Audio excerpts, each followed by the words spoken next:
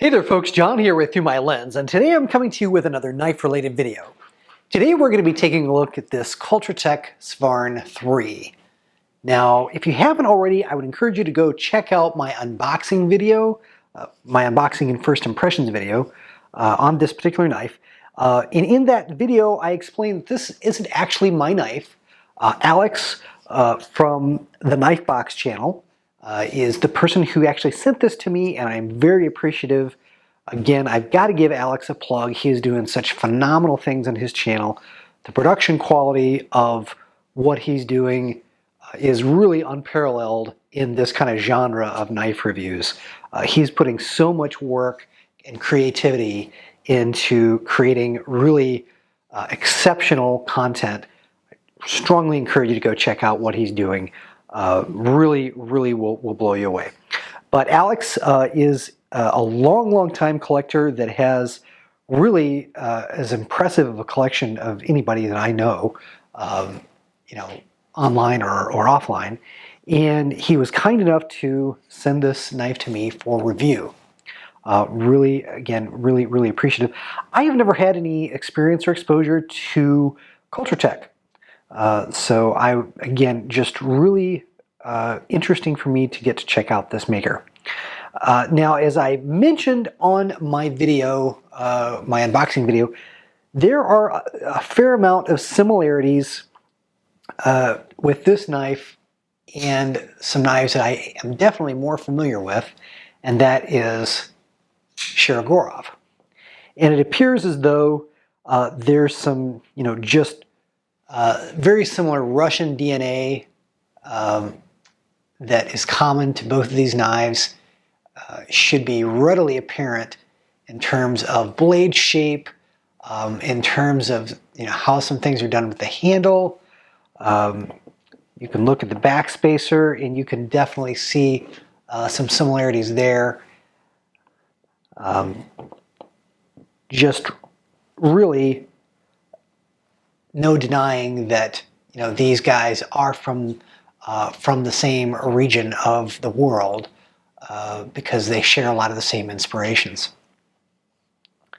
which for me is a good thing, because as fans of Through My Lens know, I have kind of grown to become very fond of Shirogorov knives. Where this one kind of diverges a bit, in my opinion, are some of the aesthetics and really some of the attention to detail, which go really above and beyond even what you see in your typical production / mid-tech Shirogorov knives. And this knife really would be considered a mid-tech knife. So let's talk about some of the physical characteristics. The weight on this is pretty darn impressive. I believe I called this a liner lock in my unboxing and first impressions video, and you would be forgiven to make that mistake. It's not really a liner lock. It looks like a liner lock, but these carbon fiber really overlays are screwed into a titanium frame that is completely skeletonized inside here, and also it's where the screwless or the hidden screw pocket clip here is affixed to on the inside of the knife. But all that skeletonization work, again, Shirogorov does mill their knives for reduced weight, but this is actually skeletonized, which is a bit of a further weight reduction. This one comes in right at about 4.5 ounces, which really surprised me, because it is a bit of a larger knife than the Shirogorov F3. Here's the newest edition of the F3, the F3 NS, and it's coming in, a little bit more at 4.66 ounces, so about a tenth, maybe 0.15 ounces more. But again, looking at these, you'll see that the CultroTech is just a little bit bigger. The blade is just a little bit longer. The Shirogorov is typically, there's a lot of, arguments over whether this is a 3.7-inch blade or a 4-inch blade. This one's more like 4 to 4.3 inches in length. It's considerably longer, so at least noticeably to my eye. So you've got more stuff here, more material, yet it's a tad lighter than the Shirogorov F3, which is probably pretty interesting. I talked to Alex about this knife, and really I'd have to almost put this on the same level as a Shirogorov custom division knife, as opposed to one of their 3-bearers or high-end production knives. The level of finishing and detail on this knife really is impressive. Again, I've talked about the skeletonization. Alex has told me that when you disassemble, the knife, the polishing and the chamfering that you're going to see inside, the detail on the screws, it's just next level. It's more than what you see on some custom knives. They really go to the the extra mile in detail. You can see there are these inserts inside the carbon fiber overlays here. They've got some kind of neat little dimpling pattern, which provides a little extra texture, when you're gripping the knife, which is kind of appreciated. It really is just fantastic. The blade, again, this is M390. I couldn't see this when I was recording the previous video. There is a name here, Jan Hook, and that's the name of the heat treater, the person who did the heat treatment on this. Apparently, again, relying on information provided me from Alex, Jan Hook is like the man for heat treating steel in Russia.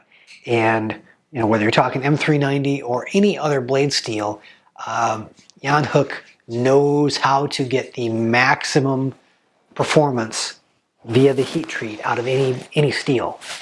And he does stuff in small batches. He works with a lot of premium knife makers in Russia to produce top blade steel. Apparently he does make some knives himself as well. So really interesting from that perspective. This knife, the knife blade, the deployment on this, again, it's a flipper, and the deployment action is one of the best of any knives that I've had the pleasure of handling. Again, on washers, but doesn't feel like any knife on washers I've ever had the chance to use.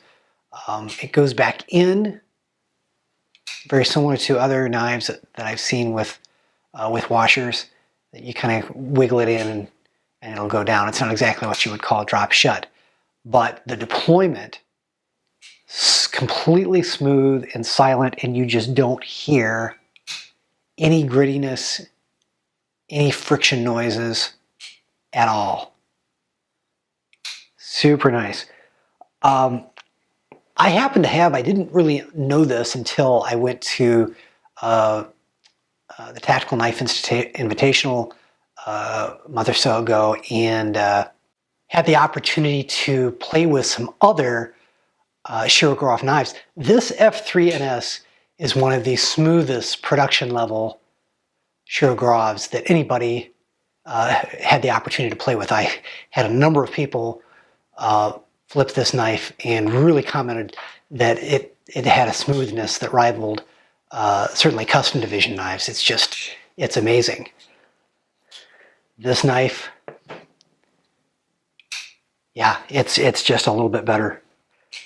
Similarly, I've got this F3R that I've replaced the factory multi-row bearing system with Department 13 single row roller bearings, and it's a different smoothness than the F3NS. Really nice, but still, again, not quite what you're seeing here with the CultroTech. In fact, the only thing in my collection which really rivals just the smoothness of the deployment action here in my collection is my Koenig Arius that was a sprint and run model. Again, this is a bearing knife, and the deployment action is very, very similar. One might argue a little better than the CultroTech because it's completely drop shut, whereas of course the SVARN III riding on washers is not going to be drop shut in the same way, but still extremely, extremely impressive.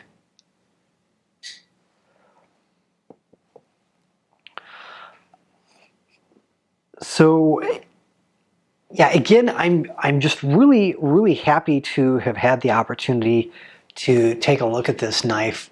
From an aesthetic standpoint, it's probably got more going on here than what typically appeals to me. I typically like a simpler aesthetic. Certainly wouldn't kick this out of bed for eating crackers, but probably not a knife that I would go after for my personal collection. Again, from a price standpoint, you're looking at an F3 NS, again, non-custom division. This is just a production 3 bears model. These are about $900. An F95 is going to be about $1,100. This is coming in at a retail price of about $1,400. Alex believes these are still in production, this particular model.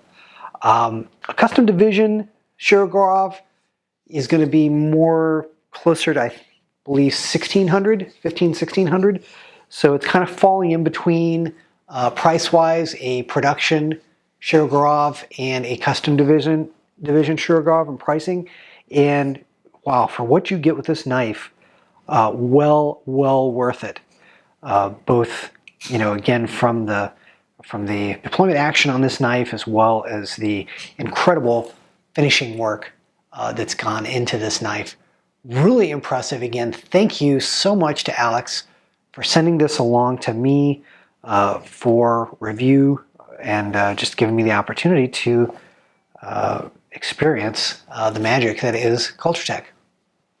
Well, there you have it. There's my thoughts on the CultroTech SVARN III. Hope you've enjoyed this video. Take care. God bless. We'll see you in the next one. I hope you've enjoyed this production from the Through My Lens YouTube channel.